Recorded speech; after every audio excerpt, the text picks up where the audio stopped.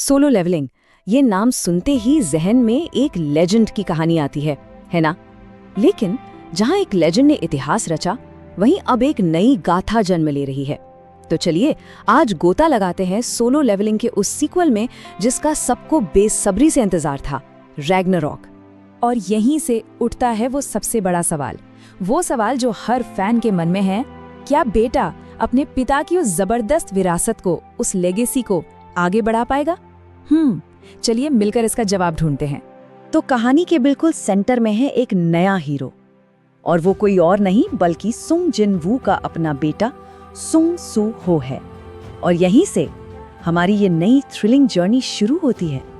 तो एक तरफ है सुंग जिनवू, द लेजेंड, द गॉड, पूरी दुनिया के प्रोटेक्टर, और फिर दूसरी तरफ है उनका बेटा सुंग सू हो, एक ऐसा लड़का जो अपने पिता की इतनी बड़ी परछाई के नीचे जी रहा है, लेकिन उसके अंदर भी एक जबरदस्त पावर छिपी है जो बस सही वक्त का इंतजार कर रही है।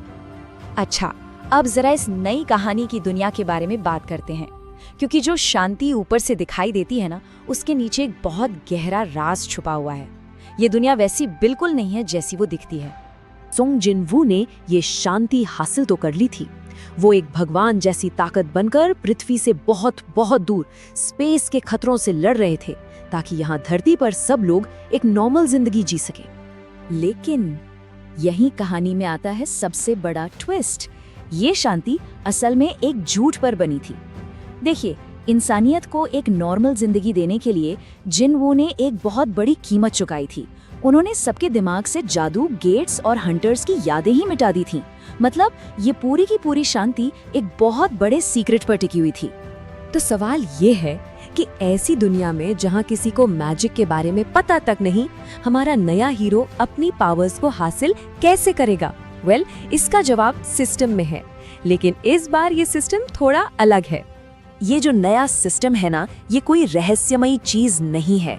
ये तो असल में एक पिता का अपने बेटे के लिए एक तोहफा है और एक इम्तिहान भी। इसे खुद जिनवू ने तैयार किया था ताकि सूहो अपनी ताकत को ठीक से समझ सके और उसे कंट्रोल करना सीख सके। और बस इसी सिस्टम के जरिए सूहो भी अपने पिता के रास्ते पर निकल पड़ता है, एक जीरो से हीरो वाले सफर पर।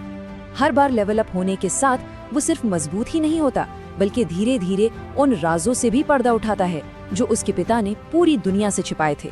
लेकिन शांति का ये जो भ्रम था, वो अब टूटने वाला है।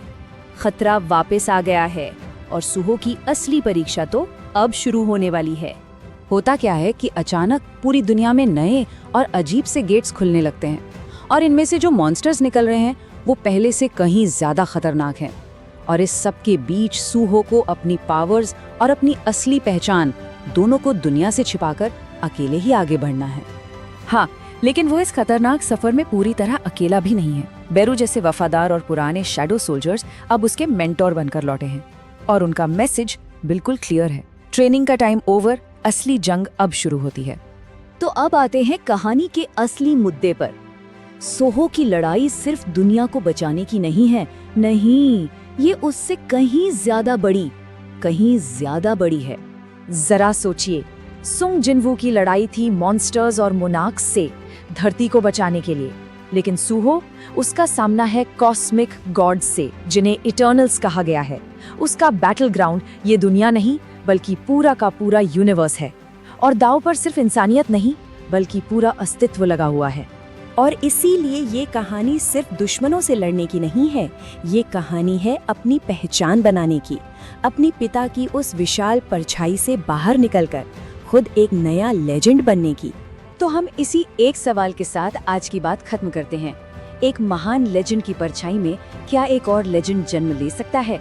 इसका जवाब हमें सोलो लेवलिंग रैग्नारॉक में मिलेगा।